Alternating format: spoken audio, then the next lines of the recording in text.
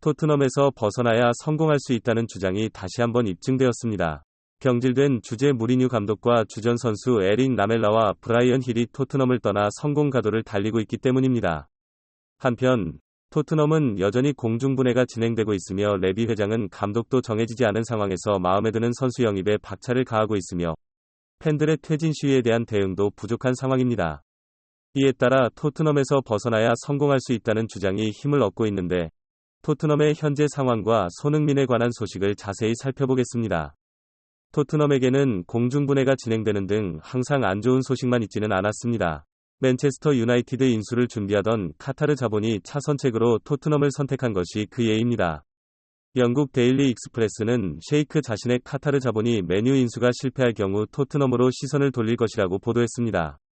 이 같은 소식은 정상적인 평가에 지쳐있던 토트넘 팬들에게 반가운 소식이 아닐 수 없었습니다. 2001년부터 팀을 이끌고 있던 레비 회장은 소극적인 투자를 하고 있는 조 루이스 구단주와 다니엘 레비 회장의 불만을 많이 받았습니다. 또한 카타르 자본이 유입될 경우 막대한 자금을 바탕으로 지금까지의 토트넘과는 180도 달라진 모습을 기대할 수 있는데 이 같은 기대감의 근거는 뉴캐슬의 사례에서 찾아볼 수 있습니다.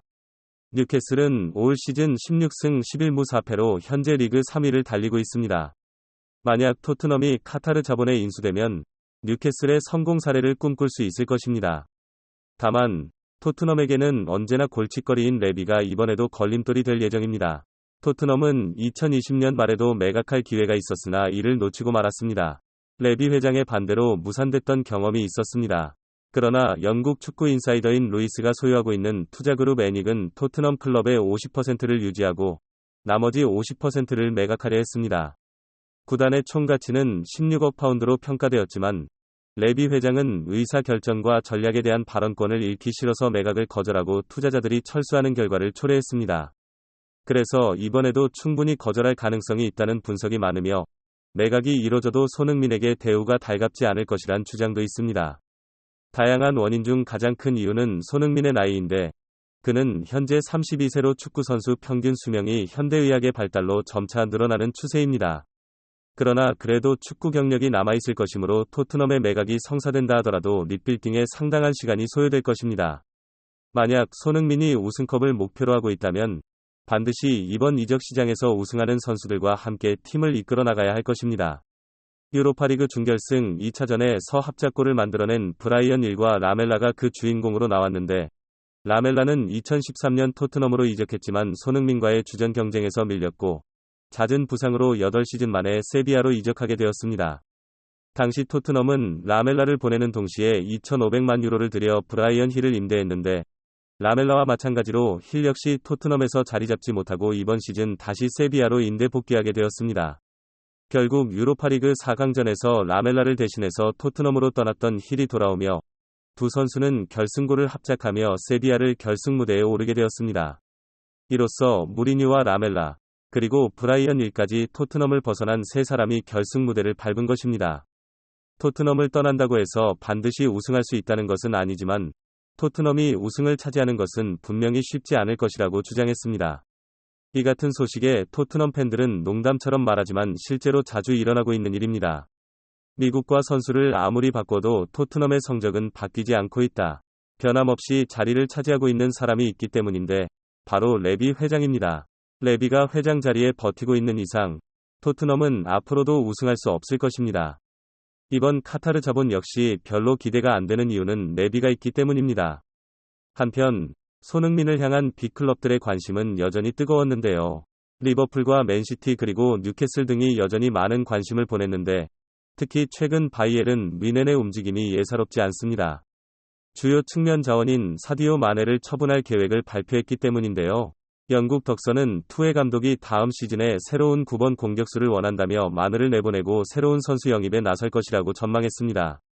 마네는 지난해 여름 이적료 2,700만 파운드, 우리 돈 약 453억 원, 위 리버풀에서 바이에른 뮌헨으로 이적했습니다.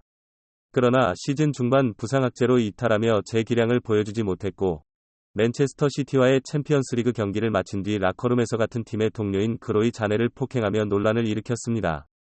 이 때문에 토마스 투헬 감독은 마네를 가만히 두고 볼 수 없었고 결국 올여름 이적 시장에서 마네를 정리할 것이란 소식으로 이어지게 됩니다. 때문에 예전부터 마네와 자주 비교되며 상위 호환으로 평가받던 손흥민이 마네 대체자로 급부상하게 되는데 독일 키커는 미넨이 이번 여름 이적 시장에서 손흥민을 주시하고 있다고 주장했습니다. 미넨이 손흥민 영입을 면밀하게 검토하고 있다.